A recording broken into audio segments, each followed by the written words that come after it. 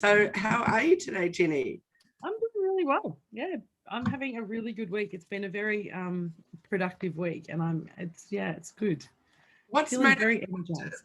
What have you done differently this Oh, I don't know about different. I just had some really good meetings. It's International Women's Day this week, so it's been a fun week full of great conversations with some very awesome women. Um, and I'm doing B Corp certification for my business. I'm going through that process to see whether I'm able to be B Corp certified, which is a certification that looks at companies who work to deliver more than just profits for their business. It's about social impact and community impact and environmental impact. So I'm going through that process, which is really exciting. And doing that made me realize that 80% of my businesses that I work with are female-led businesses or small traders. So I'm kind of excited about that. Yeah, that's super awesome. And a gym, I hit some really awesome milestones at my gym this week. So all in all, on personal and professional, has been really good. It's amazing, Jenny. I love it when they both sync up I and know, it's how good is it? going well across the board. And That's how's awesome. your week been? Tell me about your week. I've got fogging up glasses. Oh, don't you hate that when it's, yes, not good. So how's your week been, Kylie? Um, my week has been great. As you know, I'm working on with the restructure and trying to launch those programs, and we're just inching closer and closer to it. So it feels like a long haul. But you know, what's that little saying about everything worthwhile takes effort and time? It's very, very true. So it feels good to be getting on top of that. So we've got everything hooked up now and working. So let's say hi and welcome to another week of Bite-Sized Conversations with I'm Kylie Mowbray from Hello Media, and I'm Jenny Walk from Elephant in the Room Consulting. Yay! So we're here to talk to you today for 30 minutes all about onboarding clients and customers and the process of that. So, I do have a puppy in the room that might make the odd little bark like that one. We'll just try and ignore it. So Jenny, while I'm trying to not be distracted by puppy, I'd love to hear what your thoughts are about the onboarding process and how you did it differently in your early days to how you might do it now. Great question. Onboarding is so important. Well, actually, I'm going to say this about onboarding is important if you want to keep your clients more than once. So it's an important process to actually bring them into the family. So I think of onboarding as welcoming a new member to my family. And I think in the early days, I didn't really understand that connection between, starting a business and having clients and that need to nurture them really early. I was very much of the focus that I nurture them throughout the process rather than really bringing them into the family and getting them to understand how I like to work, how I like to engage with them, understand how they want to connect and communicate and get expectations aligned really early on in the process. So I think back in the day when I started my company a couple of years ago, I made a lot of assumptions about how I was going to work and how my clients would like to work. And that resulted in some challenging conversations with clients in both directions. And so now I really focus on how do I want my client to feel when they join me? And there's two ways we can look at that. We can look at before they even start the conversation with us. So that very early engagement when we're first reaching out to them on social media or through promotion, or is it when we're actually onboarding them into the business as part of our our company? And I actually, if I may, I was working with a beautiful company down in Wollongong a couple of weeks ago, and they don't call their clients or customers, they call them partners. And that really resonated with me because as a partner, it really sets the scene that we need to create engagement and collaboration and build a relationship. It's not a transaction. So I'm looking at how I can adopt that without stealing their methodology too much. But that idea of partnership as a client exchange, I thought was really beautiful. It's so beautiful. And that's exactly what is behind the theory of my domain name and all those things with hellomedia.team, because you and I right now are being a team. Me with my own team are a team, and then me working with a client is us being a team. So yeah. I really love that thing. I don't necessarily call them team like the partner thing, but I really love that idea how they're calling them partners. That's awesome. And I have experience in both realms. So the onboarding process and the customer journey process of a service-based business and also a product-based business. Yeah. And for a little while there, many, many years ago, when I first got into wholesaling in a big way for that product-based business, what I didn't really recognize is something that you talked about just before, which was a magic moment, which was when you said it's about the very, very beginning. So it's about what they're seeing of you on social media. So it's not even once you've had that discovery call or they've bought their first purchase. It happens way, way before that. Like, how do they even get to you for that discovery call or to make that first purchase? And the mistake that I made, and, you know, I'm a big believer in all mistakes, you know, have got to be a good thing, even when they've cost you lots of money or lots of heartache. But as long as you've learned something, then they've been a good thing. That's right. So with the product-based business, with what I was really focused on in the early days, because I just kept getting hounded with people wanting to stock my brand, which was really exciting. So I, you know, did my first trade show, and then, you know, it really just flew from there. And what I found, though, is that I put all my time and effort into the trade shows, which is all about attracting of the new clients and or new stockists, et cetera, et cetera. And then, of course, this existing stockists that would come back, and then they would see what was new. And that was so wonderful. But what I had not remembered is the process for the stockists that didn't go to trade shows and, you know, that was still there, didn't make that many orders. And because I'm not someone that naturally picks up the phone isn't a particularly comfortable place for me. And so that was not something I would do. So yes, I'd email them and I would send out wholesale only newsletters. But what changed for me was when I realized about that part of the customer journey and how important it is to nurture them the whole way through. So I just did a really simple thing for them, which was set up a Facebook group for wholesale stockists only of my brand. And so in there, I could give them tips every week. I could share stories about the brands behind, the manufacturers, because, I was doing it all fair trade. So there was some wonderful stories coming out. And it was just amazing. I could make up some graphics for them and share them. And it was a wonderful thing to do for very little effort, really, and such a great way to keep them involved. So I'd love to hear. Sorry, go. No, it's saying that, and I love that idea of a Facebook group for your wholesalers, because you don't often think of Facebook, and that would have been back in the day when Facebook wasn't really used as often it is now. So it would have been really quite revolutionary then and really cutting edge to say, hey, guys, come onto this platform that's called Facebook. Let's connect and let's actually start engaging with you in a different way. And I think it shows, and to me, that identifies to them that they feel supported. And even though they may not get any incredible touch points directly with you, they're a wholesaler. So they don't necessarily need to see you all the time, but that value that you give them means that your products will always be in their store. And it's such a beautiful transition, though. So that is, if you move into start offering services or consulting bit stuff around, how to display the product or how to promote the product. And there's so many beautiful segues you can do by having that connection and that touch point within a Facebook group or an email marketing or something like that. But Facebook groups are so much more tactile because we can exchange and there's conversation. It's not just read my email, which I do love, and I love a good email, but it's not just that one way. You get immediate feedback on how you're going. That's right. And so what I would do would be, because I, specialize in digital marketing, I would also give them, ideas for posts for their social media. I would give them some graphics to use in their email marketing. Of course, that was a win-win for everyone because it was me giving them things to actually use, which is obviously about my brand, but it's also giving them content to use to help 100%. Them sell it. So it was just so wonderful. And the amount of them where it changed was quite fascinating, is that all of a sudden there'd be a shop in Bundaberg that would put a post in there and say, look, I've had this stock here, haven't been able to move it, but I really want to get some of something or other else. Then somebody that had a shop in Townsville would say, actually, I need more of those and Kylie's out of stock right now. So can I buy those? And what did you want? Because I can do a swap maybe. So there was these beautiful things going on behind the scenes, which was a really, really nice thing. It was like they were part of a special family or part of a special community. It was awesome. Yeah. One of the things that you mentioned earlier that I really want to touch on, if we can, is around that expectations around onboarding.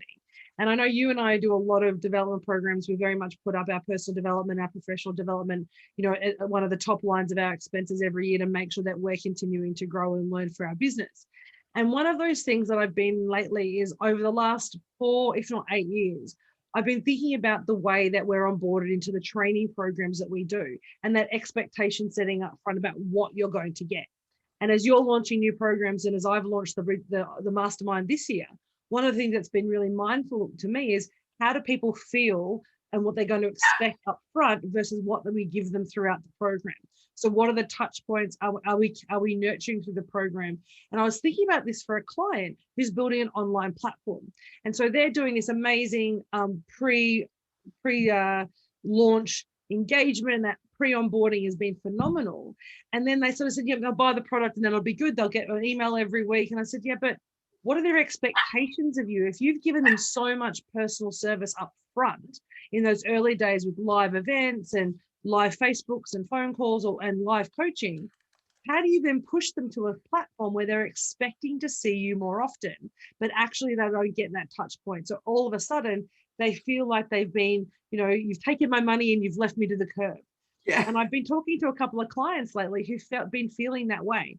So that's one of the things front of mind for me in onboarding is setting those expectations up really early to say, this is how I work.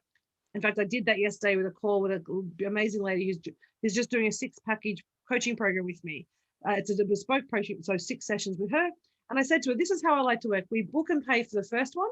So that covers the cost for the program. And then every week, we will just book your next one every fortnight or every week when we catch up to suit us. And so then we get some flexibility in the program. So she knows up front, it's not going to be every Tuesday at 9 a.m. And I know that there's some flexibility. So if I've got a busy week or she's got a busy week, we can actually make sure the coaching works for both of us. And so we both can be present. So setting that up front, her expectation isn't that she's going to get a meeting request every week or that it's going to be at a particular time every other fortnight. By having that expectation set, she now comes into the program feeling far more comfortable, knowing, okay, that's what I get out of this program. So how do you set up that expectation for your clients? Well, exactly what you just said. I just feel it all boils down to communication. So what are you letting them know? So for example, honestly, every couple of months, we just relook at that agreement. So it's actually way longer than probably what anyone would advise that it should be, but I'm covering all of the things so that there can be no misunderstanding. Like where I've had issues in the past, and I've gone, oh, but I thought I made that really clear. Then I realized, oh, it wasn't in the agreement. It wasn't actually written down. So yes, I think it's super important that I have that verbal discussion, but even more important for me is that it's actually in writing somewhere so that if they can refer back to it, that I can make sure that they've read it, because of course they have to digitally sign it as well. So probably one of my biggest tips would be making it easy for people. So I used to not have a digital signature option for them. So of course, what would they need to do? They need to print it, sign it, scan it, send it back. So, that in itself is a barrier to we making things easy or hard. I'll give you an example. So I'm a mentor for Sourdough Business Pathways. And the way that they work it's a little bit like online dating. So Sourdough pairs you up with a mentor and a mentee, and you have a first initial session to see if that will work. And then, me as the mentor offers them what I can share. And to date, for many years now, for many years now, their system, and it still is even now, their system is that you print it out, you fill it out, you sign it, you send it to the mentee, they fill it out, they sign it, and then you send it back. So you can imagine the amount of people that actually don't even do it because it's just barriers to making it that much trickier. And, I remember one of the times the printer ink was out, or the next time the printer wasn't working, or, a myriad of different things that can happen. And particularly when you're busy and things. So, I felt bad. I used to constantly be forgetting to ever send back those forms, but you can see how that can happen because it was just so challenging to actually get that done. So it was a good lesson to me that I don't want to do it that way myself, that I need to make it as simple as humanly possible. Yeah. The thing that I love about onboarding, we're talking about onboarding, but what we're really talking about when I look at onboarding, and we've just talked about that one piece, But to me, it's the whole customer journey is what onboarding is about. It's about how do we engage them from the start to the finish, to the start to the middle to the end. So what are the touch points that we're doing? Why are we having those engagements? What's the value of those engagements? So we're not over communicating, because that can also be a problem. I've been in programs where I've gotten 15 emails in 3 days around all the different things that I need to do. And I just look at it and go, I'm not reading any of those, because it was just too much. If I'd gotten 3, I may have read them, but 15 in 3 days, I was like, I'm out. Like it almost disengaged me from the program up front, because they were over communicating about things that I didn't even need to know straight away. Versus that idea of saying, okay, we're on a program or we're on a journey together. What do you need right now to feel comfortable and secure? What do you need next week? What do you need the week after to keep you informed about what's happening? And then what are the other nurturing conversations that we're having, which is just going to keep you inspired? So that might be your digital marketing or your Facebook group or something else that's more about sharing information rather than actually taking them through the process. So that's a really important part for me. And look, I'm not going to lie. Sometimes I get it wrong. Sometimes I get it right. We're always learning and tweaking and processing, how we do things. And only in the last probably 2 months have I really focused on that piece to say, what is the journey that I want them to be on? So when they finish my program after 6 months, they go, wow, that was amazing. I'm going to stay on and keep coaching because I'm getting so much value and I feel part of a family in it, and all those things that you want clients to feel, so they remain your clients. Yeah, absolutely. So I'm often talking with people about the importance of that next step. So they're getting the first client, or they're getting of the first sale is such a challenge. I shouldn't say first. I mean, the getting of any new client or any new sale is hard. There's a lot of time and effort that goes into it, in all kinds of ways. But then the keeping that client or keeping that customer on a journey with you is super important, and making it a pleasurable experience. And I think you said something before about, you didn't say it in this way, but that's how I took it, is it's all about the access to you and setting the expectations of what kind of access they'll get to you. So you mentioned before about a program, and then there's lots and lots of contact points. Then all of a sudden they're in the program and then there's no more access.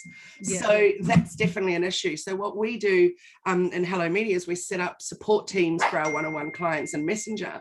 And I make it really clear from the very beginning, we won't be doing any more emails back and forth.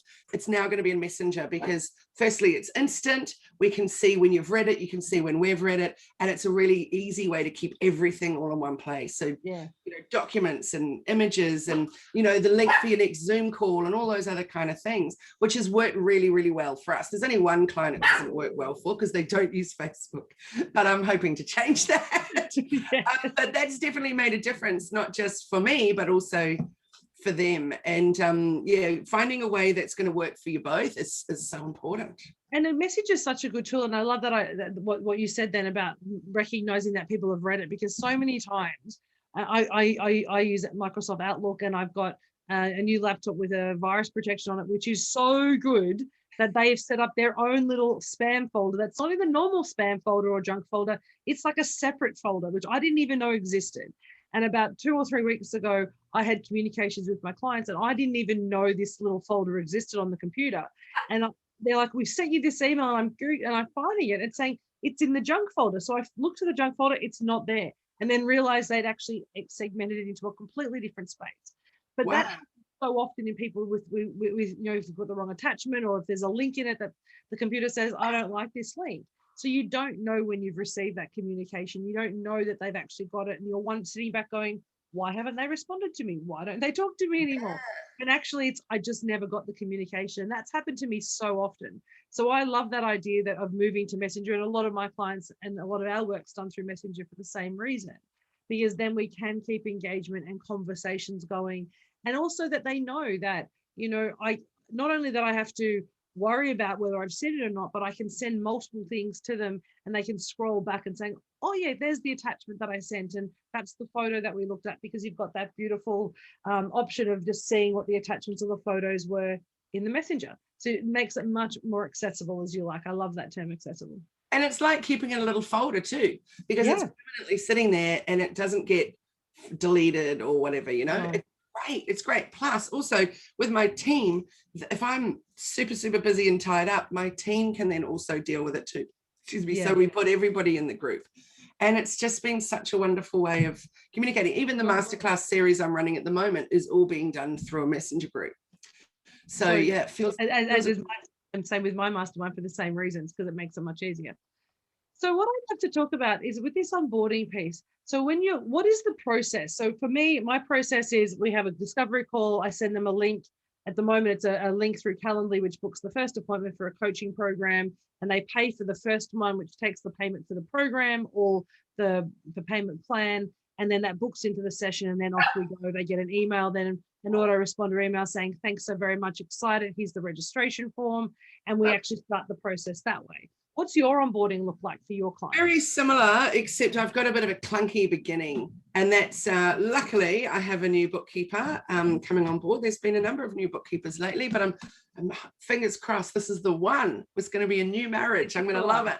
And so I'm hoping that we can look at that and restructure that a little bit, because again, it's those little barriers to things being simple and that good feeling of the process of coming on board. So for me, it's very similar to what you do at the beginning there, but in terms of that first invoice issue and then the signing of the agreement and all those bits is just too many steps. So we're just trying to reduce those steps, simplify it. And in fact, I used this word the other day, uncomplify. I love that, uncomplify. Yeah. Well, it's funny. I actually started to think about that because after our conversation, and we've had lots of conversations about onboarding in that pre-process, and I actually discovered that with my clients, because they want to pay out for a 6-week program with me in full up front, because they save a little bit of money if they do that rather than just paying by the week because it's not guaranteed. I actually just added the payment link at the bottom of Calendly when they did their first session. So they do a Calendly, they book their first session in, make the payment, the full payment of the program. That's all sorted. And then they get the onboarding email that says, here's the registration form. Here's all the information you need to know. Off we go. And I found that for me, that's reduced. Instead of sending 3 or 4 emails, I'm literally doing one messenger with a link saying, so excited for you to be here. Click on this link to book in the program. Make sure you book early because the diary is filling up, and off we go. And so it's actually made my first onboarding process so much easier. And that's just for the 6-week program, but I'm actually looking to see how do we do that for even the ongoing, my Messy Middle program and the Content Collective. The same process is, how do we actually make it so simple that they just pay once and then it just happens automatically through Stripe or through Square or whatever your payment system is. That's exactly what it's all about, isn't it? It's just making it simple for people and for yourself. And it might take a little bit extra time setting it up, but you know, the rewards will be massive afterwards once that process is so much.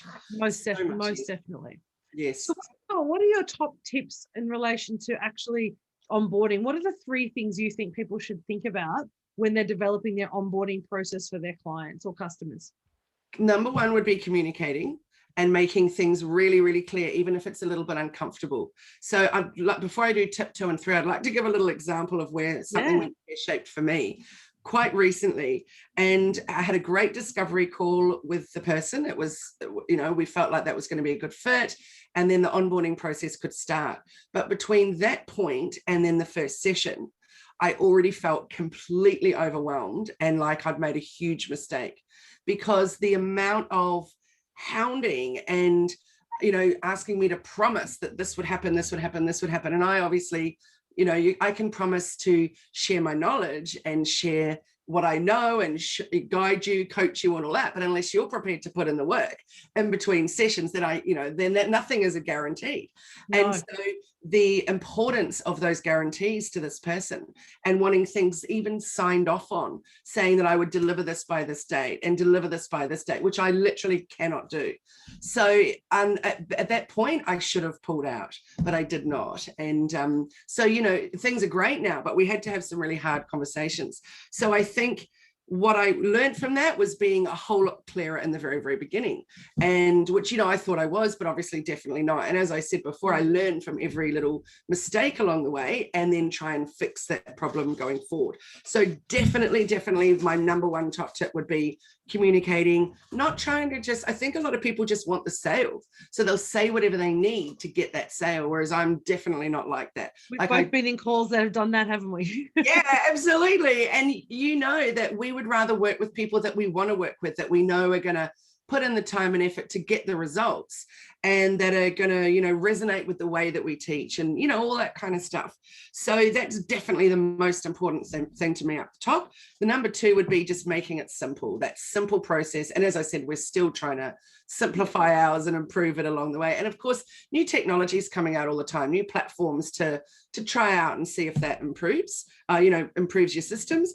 And number three would be remembering, once you've got them there, what then is going to be that customer journey for them. So we're creating new workbooks, and just things like that are going to make it easier. And we've just made a new Airtable that all the clients will get, so that we can fill that in each week with them. So we've had something like that similar before, but it wasn't as user friendly. So yeah, all those, looking at ways to improve things and making sure that things are good going forward. That would be my three top. What about you, Jenny? What are your three top tips? I actually love being the process bunny. Love that all your tips are around really getting good systems and processes together. And I love that, which is funny because mine are not actually about the process, which is very unusual for me today. So for me, the first one is about making sure there's that expectation setting. So being really clear throughout the process about what working with you looks like, so that you get that fit early on. So asking those questions about how you like to work, what I'm going to do, this is what you can expect from the program. And it's not about guaranteeing, it's about trust. And I think people want guarantees because they don't trust people very well. And so if we've built enough trust and we've demonstrated our value early enough, we don't need to worry about the guarantee because they know who we are. So I think expectation setting, really clear and being authentic and showing up. And I don't mean that in the kind of wanky term the way people use it now. I mean, like truly showing up and saying, this is how I'm going to work. I'm not going to spin anything for you. I'm not going to be that kind of sales spin on something and be fancy with my words so it sounds better than it's going to be. This is being real, essentially. So that's like my first tip in everything you do, from and when you muck up, say to your client, look, I'm so sorry. I said this, what I meant was this. So being really open about that. So that's my first piece. The second one for me is actually thinking about not what we want to share from an onboarding perspective, but what we think they need to make their experience great. And I feel like, particularly as a coach, I want to give people all the information because that's how I want to give them everything. And so many times people have said, can you just give me one? And it's like when I give Michael directions, I give him the next 3 steps and he's like, stop. I just need one, and then tell me the next one, and then tell me the next. So my brain's like, big picture, everything. And he's like, no, give me one.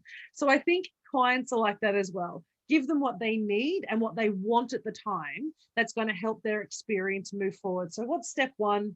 Then we take them to that step two. And I think you alluded to it about what's that next step on their journey. So when they're building the program out, it's what do they need and want at that time that's going to help them move along to make them feel secure and safe. And then after a couple of months of working with you, they won't care what you share with them because they're already there, right? They're already in. We just keep them engaged, which is beautiful. So they're my first top two. The third one for me is that I love that uncomplify, and I've written that down because I love that word. But I think adopt the KISS principle. Make it simple. Don't try to be fancy. Don't try to make you don't need to overcomplicate your process to show that you're an expert or to show that you're really cool or show that you're very clever. No one cares. I think we often forget it's not about us making ourselves look like we're amazing. It's making it really simple. So me saying Calendly, pay from Calendly, you get an automated email. That's the simplest onboarding process anyone's ever going to get on a coaching program, because it's not about making, fancy images. And it's not for me, I want that for me. They don't care. Yeah. So, that's the reality. And we often forget that because we get so excited about what we want to share and what we want to, and what we know and what we want them to know, that we just go, hang on, take a step back. So for me, there's that piece around expectation setting, being open, honest up front, and being really clear and real, making sure it's a simple process, and then also giving them what they want at the time to move them forward would be my 3 tips. I just totally love what you said there about the, trying to just give them one thing at a time, not the whole thing, because I have the exact same problem constantly.